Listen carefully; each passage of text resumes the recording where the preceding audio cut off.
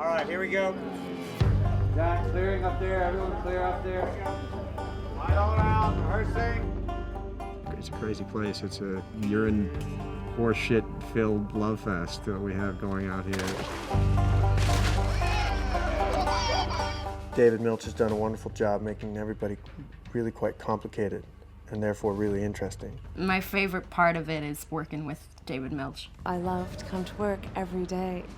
I feel like I have this secret that I'm walking around with, that it's just the best job.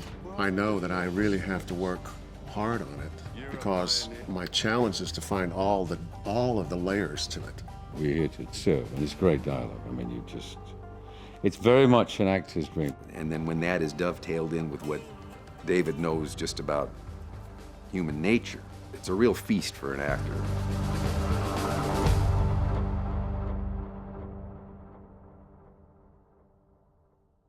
Beginning to fear we've been duped. Our gold claim may be worthless. One of the things you've done seamlessly in this show is the melding of fictional characters with actual historical figures. Most of that seamless melding wouldn't be noticed by the general population because most people don't know the history that well, who the characters are. You do. Anyone who's done their homework, people who are fans of the genre might know, oh, this person, yeah, that's a real person, that's a real person. How do you decide when you need a fictional character? Yeah. How does that? You pray over it. Is actually what you do. I think that when you're researching, I'm sure it's the same way when you're preparing a character. The first thing you do is sort of try to encounter all of the materials that are trustworthy, the primary materials, and then such secondary materials as you think are more or less reliable. And then you try and forget it. The most important part is to forget it. And to allow it to become an imaginative reality. The truths of storytelling are not the truths of reportage. The truths of reportage finally depend upon their correspondence to an externally verifiable reality. That happened. Right. The truths of storytelling may incorporate the so-called real event, but they don't depend for their effect on the fact that that a researcher can corroborate the event occurred. They have to come alive in the imagination of the viewer. And for that to occur, the necessary precondition is that they come alive in the imagination of the storyteller. And so once I sort of knew the facts, I tried to let the reality of the facts come alive in my imagination, and certain times at certain places, certain events lacked a kind of living reality, and that's when the characters who hadn't existed in real life came to be. I think the gestation of the character is in the research, so that you don't create a character that could not live in that world. Right. They once asked Henry James about a character in The Spoils of Poynton, and she was so good, and they said, well, but does such a character exist in real life? And James said, well, so much the worse for real life. The character in particular of Al McGarrett was the key character for me of those that I made up. History is the story that's told by the people who were in power at the time. Right.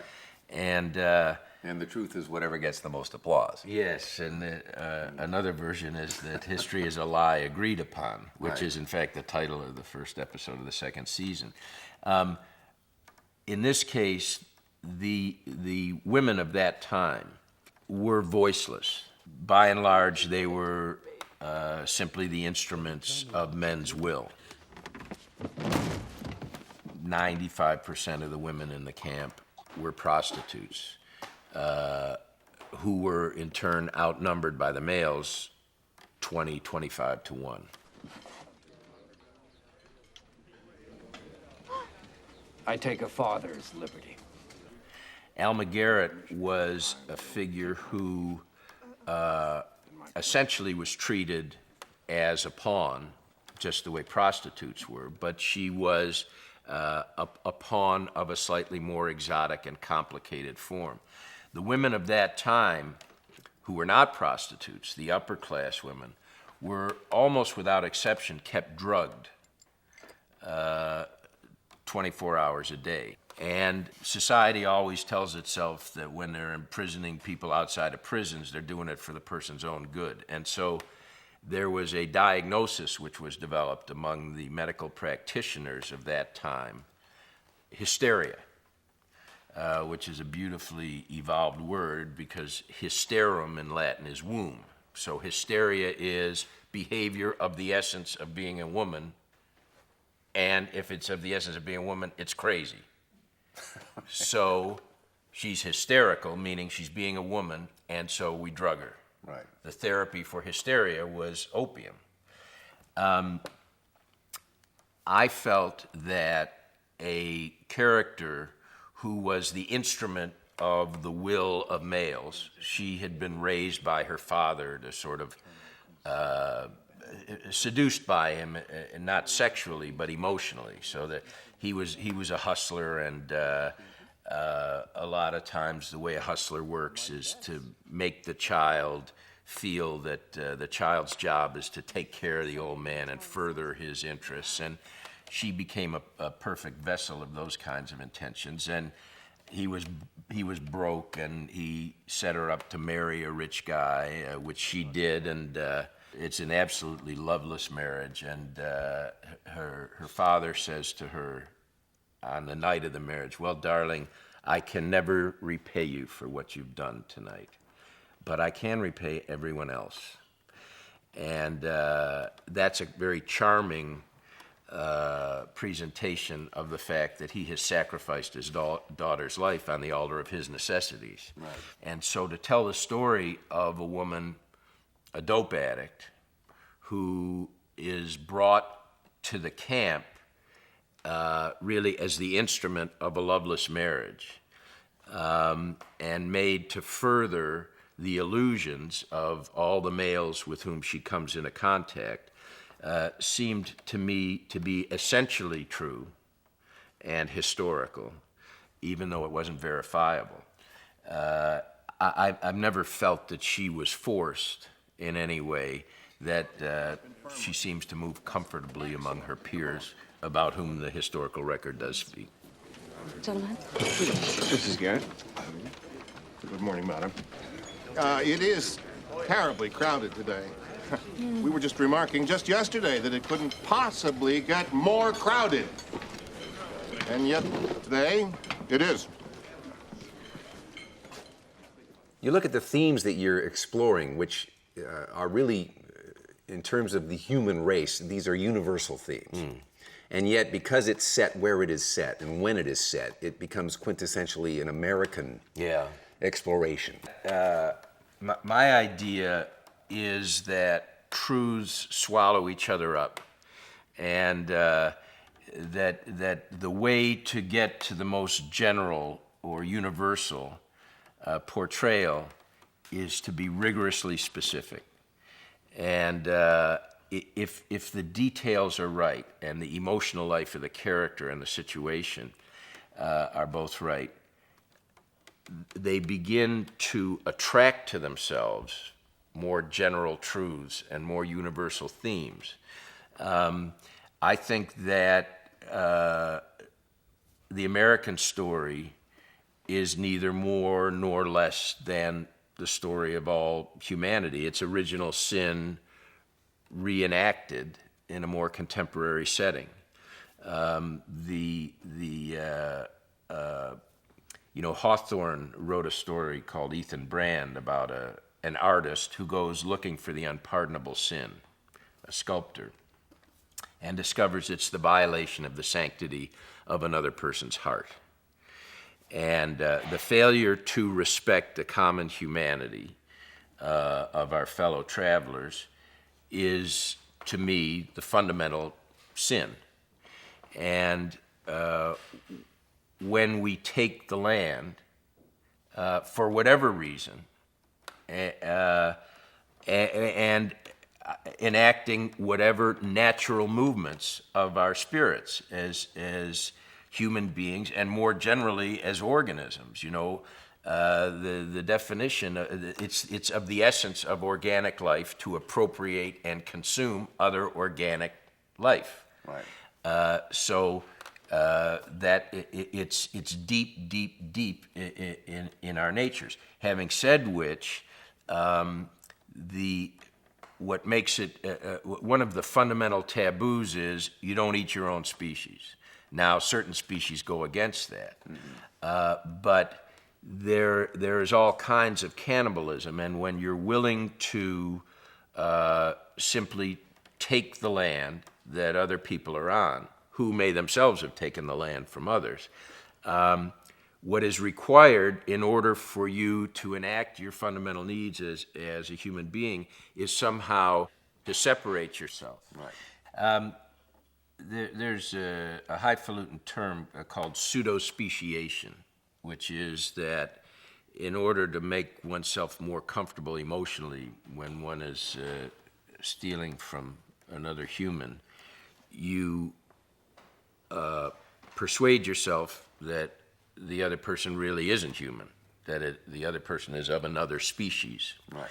And a lot of that has to do with language. There's scalp lifting or any other godless thing that these godless, bloodthirsty heathens do. Or even if Invariably, the Sioux are called the godless heathen cocksucker Sioux, or the dirt worshippers.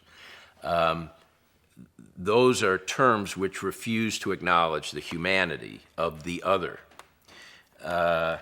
It was an extraordinary and never explained coincidence when Hickok was murdered, that half an hour afterward, a Mexican came into the camp waving the severed head of an Indian and collected the bounty that Swearingen had offered for any decapitated Indian.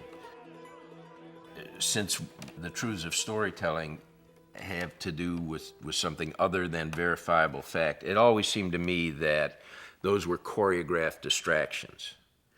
That when a character like Hickok, or a character as essential to the community as the minister, was killed, the understanding was that the way that you distract the populace from any spiritual unease is to give them a more convenient object upon whom to focus and accommodate their anxieties.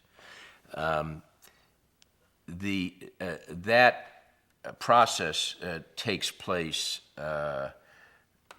continuously in Deadwood. I don't want anything done. And one of its chief architects is the character of Al Swearingen, who never prospected a day in his life and certainly has the best income in the camp. And Swearingen's position was, you know, I'm not an idiot. I'm not going to stand freezing my balls off in the creek all day when all I have to do is open up a joint, and everyone who stood freezing his balls off in the creek all day comes and gives me their money at night.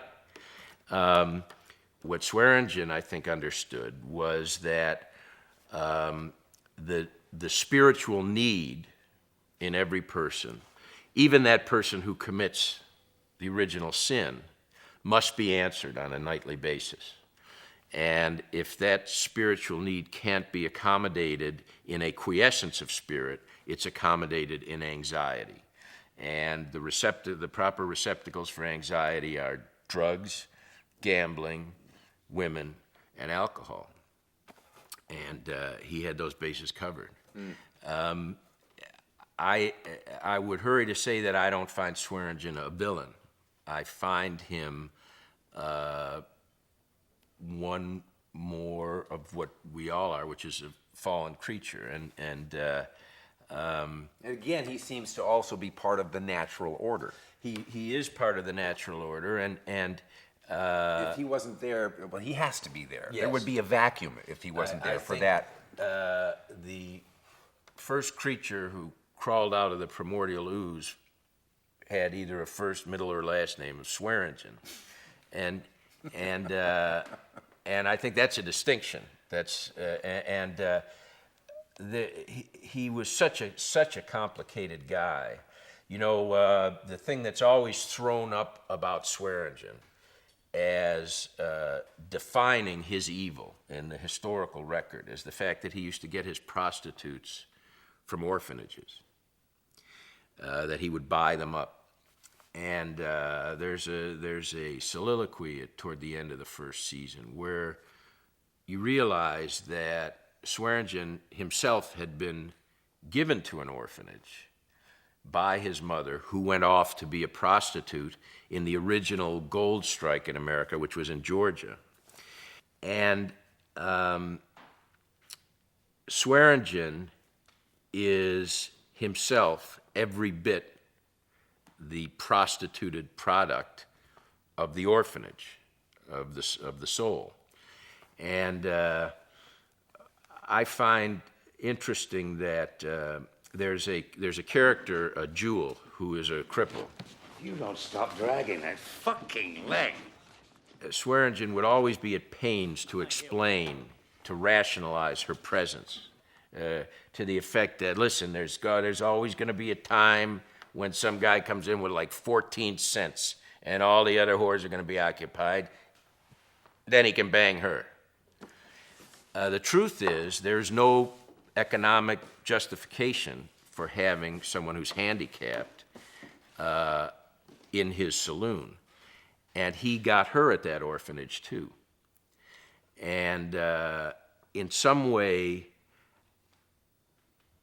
some terribly self-divided way, I believe that Swearingen was protecting the child that he was in buying up those prostitutes, as well as expressing a self-hatred.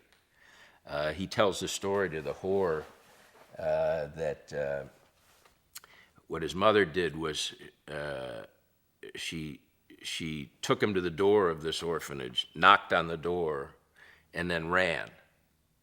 And the door opened, and the woman counted the money. His mother had put $6.57 in his hand to give to this woman to raise him.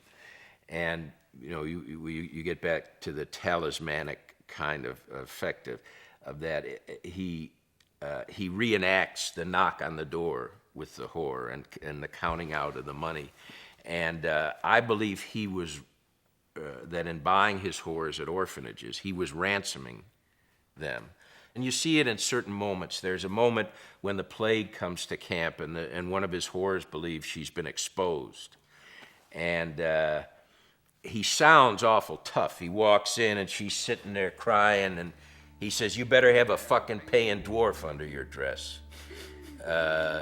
Meaning that if she's not earning him money, she has no right to exist. But as he talks to her, you know, she says, I was with Johnny, and he came down with plague, and then she says, and my mother died of plague, and I'm afraid I'm going to get it. And Swearingen says, well, that sad tale suggests to me that maybe you already been exposed to fucking plague, and you ain't going to get it.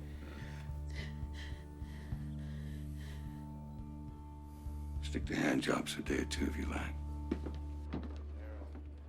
What Swearingen was giving that woman in her terror was, you got your job. Do your job. Part of the process of our lives is coming to accept our identities and the nature of our connection to the rest of the community. And there's an inevitability in our natures which draws us to some form of organization. St. Paul tells us, the eye cannot say unto the hand, I have no need of thee, nor again the head to the feet, I have no need of thee. He says that there should be no schism in the body, but that the members should have the same care one to another. And whether one member suffer, all the members suffer with it. And what he says, if the hand shall say, because I am not the foot, therefore I am not of the body of Christ, is it therefore not of the body? No. That's what you call him, And in a certain paradoxical way, Swearingen, who was affirming the minister's sermon, just accept your membership. He's a complicated version of our species, but I like that guy. Well, I mean, when he euthanizes the preacher, it's one of the most extraordinary moments. And in a funny way, it's not unexpected. Well, it's an answered prayer, isn't it? Yeah. In the scene before, you see the doctor on his knees, either supplicating God or indicting God, saying, what conceivable use to you is that man suffering? Why won't you let him go? And I suppose one way to see the subsequent scene is that Swearingen is doing God's will. Right. Another thing to remember is Swearingen's brother was an epileptic. Swearingen recalls the first time he sees the minister having a seizure. He says, them fits used to come over my brother, and when it would happen in public, we'd get pennies. We'd draw people around to look at him having a seizure. And when he kills the minister, he says, you can go now, brother. Get the sled for him.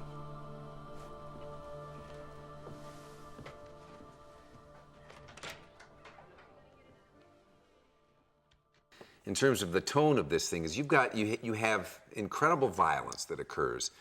But one of the things that I noticed was occasionally there were eruptions of humor.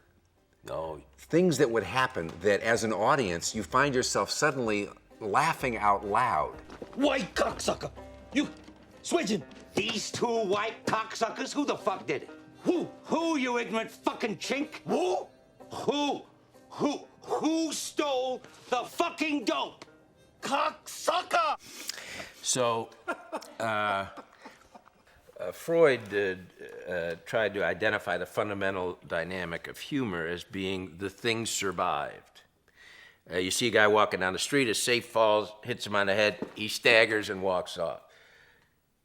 You laugh because your expectation of the consequences of the event, the guy's going to be croaked, is at variance from the portrayed experience. The release of fear, which is consequent to that split, is the source of humor. In an environment where violence is daily and seemingly of the essence of the reality, that such characters are capable of kind of finicky behavior. E.B. Farnham, for example, who is the embodiment of filth and mold, and it is always very finicky about dust on his waistcoat. And the thing that is surviving there is our recognition of the complexity of our humanity despite this primitive environment.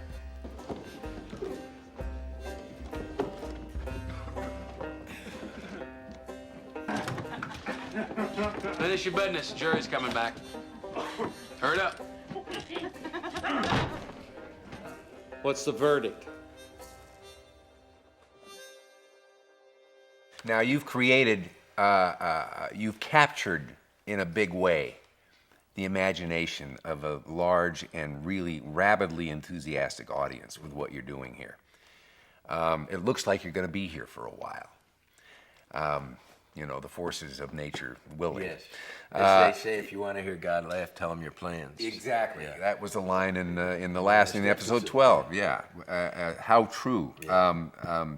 So knowing that you're probably going to be able to do this for a while, you don't strike me. You don't strike me as somebody who has a master plan in that way. It seems as though you have picked a road to go down. Yeah, that's exactly right. And that's what you're going to do is just keep going down it as long as God intends that. And I've never been on any road that I didn't find interesting. You just have to know how to look, and what allows you to look and to see is humility, which doesn't require of the road that it conform to your expectations or your previous experience of roads. And then, as we were saying earlier, the definition of a road begins to expand. Right.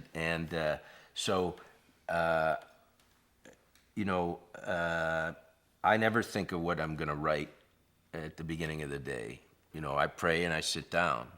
And there was a device that Hemingway apparently used where he would leave off the night's work knowing what the first thing was he was going to. You don't use that. It's an illusion of control. Right. Which is fundamentally at variance with the going out of the spirit, which is what you do when you create a character. Mm-hmm.